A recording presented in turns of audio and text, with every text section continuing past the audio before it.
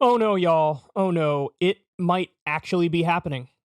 It looks like Joe Manchin may really run for president. Wow. So Dana Bash asked him this question: Are you considering running for president? His response was, We have a movement. There's a movement. Movement, my ass cheeks. There's a movement going on that people want to bring the extremes back to the sensible and reasonable, responsible middle. All right, let's break this down. Joe Manchin, you do not represent the middle. You represent the corporate and the corrupt. There's nothing that pisses me off more than this fake middle that they have in Washington, D.C., where they think, look, let's just split the difference between the corporate Democrats and the corporate Republicans and call that the middle of the country. But it's not the middle of the country. It's the middle between the corporate Democrats and the corporate Republicans. So you get a guy like Joe Manchin, who votes 50% with the Republican Party, 50% with the Democratic Party. But if you look at his individual votes, if you go point for point, he has terrible votes. For example, the last big bipartisan thing that he was involved in was in 2018 when he supported the deregulation of mid-sized banks, which, by the way, led to the Silicon Valley bank crash. That's the kind of centrism and reasonable middle that he represents. He represents a vote for endless war. He represents a vote for deregulation and tax cuts for the rich and corporate bailouts. That's what he represents. So again, understand this: fake middle. The middle of Washington, D.C. is the middle of the swamp. The middle of the country is something totally different. I would argue I'm in the middle of the country, right? Like my actual positions are right smack dab in the middle of majority mainstream American opinion. So namely, I want to raise the minimum wage. So do most Americans. I want to raise taxes on the rich. So do most Americans. I want universal health care. So do most Americans. I want to get the money out of politics. So do most Americans. We can go issue for issue. You can see it. You know, I'm very moderate, very centrist in my sensibilities. He's a fake centrist. And this drives me crazy because they use the framing of we're reasonable people right in the middle, bro. They use that as a smokescreen to give corporations anything and everything they want. Because Joe Manchin, first and foremost, serves his donors. But I love we have a movement. Joe, nobody has ever had less of a movement than you. Unless by a movement, you mean oil barons. You have a movement of oil barons? I like the first response here. We have a movement. The guy goes, a bowel movement. And then you get this laughing, creepy clown. Here we go. Good fact here. Fun fact, just 11% of registered voters say they have a positive view of West Virginia's Joe Manchin. Man, this guy is something. He's got some nerve. Now, look, this you could just say, hey, this is one comment. Is this really going to happen? Well, we know something is going to happen, and here's why. This is in the Washington Post. No Labels Group raises alarms with third-party presidential preparations. It has money, name brand, political backers, and declines to describe either President Biden or Donald Trump as acceptable candidates. So No Labels, for those of you who don't know, they're just like, they should just call themselves, we are the corporate party. We are the corporate party. So when you think of No Labels, think of like the New Democrats, Bill Clinton style. That's what they are. Think of the Blue Dog Democrats. Like No Labels, they try to say, bro, we're not left, we're right, we're above the fray, bro. We just take good ideas from everywhere. And who represents No Labels? Well, look at who's this here.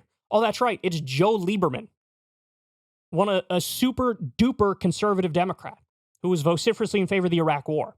See, they think they're like, bro, we're iconoclasts over here, bro. We're the only reasonable people left in politics. But it's like they are the most conventional, wisdom-humping losers you've ever seen in your life. They've never actually taken an interesting position or bucked orthodoxy once in their lives. So it looks like they are making preparations. Former Senator Joe Lieberman knows better than most the impact third-party bids can have on presidential elections. His 2000 Democratic campaign for vice president fell just 537 Florida votes short of victory in a state where Ralph Nader, the liberal activist and Green Party nominee, won more than 97,000 votes. Now, by the way, in the recount of this, when the news organizations did a deep investigative report, they actually found out any way you recounted those ballots in Florida, Al Gore would have won. So it is a common refrain where people blame Ralph Nader, but I don't think that's fair at all. I think, if anything, you can blame Jeb Bush. You can blame Fox News, who rushed out to call it. But when they did the recount, Al Gore did win. But anyway, they go on to point out No Labels is gearing up. No Labels is gearing up for a presidential race. Now, look, if they run a third-party candidate, honestly, that would just be funny. That'd just be funny because they'd get like 2% or less and embarrass themselves.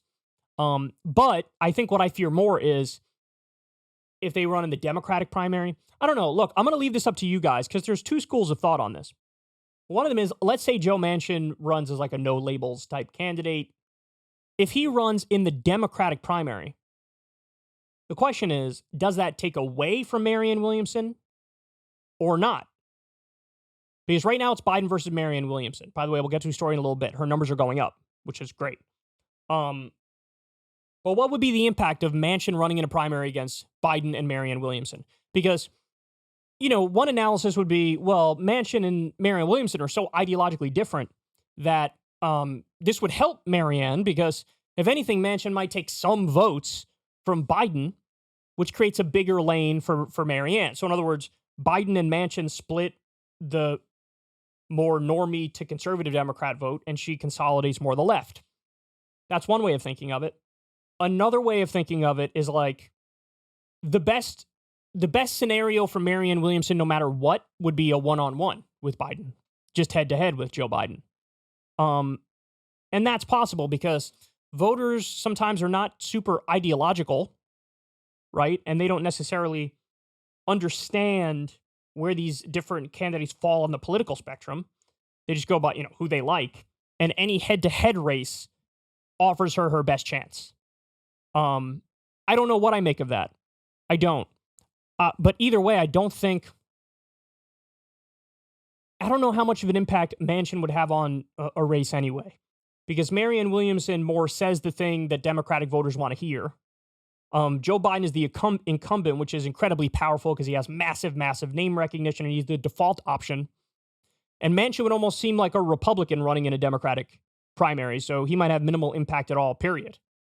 I don't know, but I'm curious what you guys think of that. Would Manchin running help Marianne or hurt Marianne, or neither?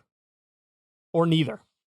So anyway, what I fear more is somebody else jumping in the Democratic primary, because when it's head-to-head, Marianne versus Biden, I personally think that gives us our best chance. But No Labels is gearing up. If they run a third-party race, that'll just be funny. But I think what some people do fear is people running, the No Labels people might get 2%, 3%, 4%, and they might think it comes all out of Biden's numbers. So in a Biden versus Trump rematch, that would actually hurt Biden. That's the framing the Washington Post is going for. But they're the Washington Post, so of course they're going to do that. They protect the Democratic establishment no matter what. So anyway, there you have it. This election season is already crazy. It could get way funnier. Ever since Adpocalypse, when YouTube defunded all independent news and politics overnight, we haven't trusted them. We know they can pull the rug out from underneath us at any time. If you enjoy this content, please consider tipping $1 or $2 per month on the Secular Talk Patreon. Link in the video description box below. Thanks for your support.